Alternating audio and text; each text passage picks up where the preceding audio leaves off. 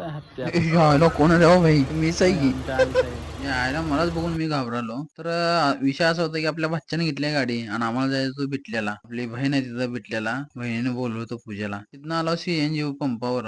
आल्या सीएनजी ला एवढी रांग लागली ना, ती अगोदर गावाकडे रॉकीला कसं रांग लागली तशी इथं सीएनजी पंपावर रांग लागली. तिथनं निघालो आम्ही बिटल्याला, डायरेक्ट आलो बिटल्या. तर ही गावातला नजारा बघा. तर हे धोतर, टोपी, काठी हे हळूहळू बुडत चालले मित्रांनो. बहीण राहत होती माझी वस्तीवर राहण्यात. आता रस्ता बघा दाखवतो मित्रांनो. एवढा बेकार होता रस्ता. आम्हाला टेन्शन गाडीचं खाली बोनेट बिनेट घासतंय काय. आणि आपला भाचा पण गाडी चालवण्यात एकदम माहीर. तर मित्रांनो डोकर पदर अंगावर इरकल ही लास्ट पिढ्यावर का आला बघा माझ्या बहिणीचा बंगला. तर मित्रांनो एका भावाला काय पाहिजे असतं, बहीण सुखात असली बास हो, सगळं जग जिंकल्यासारखं आहे. दिस इज गोटा, दिस इज फार्म. कसा नजारा. आता ही नजारा बघा मित्रांनो, किती मोठी गाडी राहू द्या, सुरुवात ह्यांच्याकडनंच होती.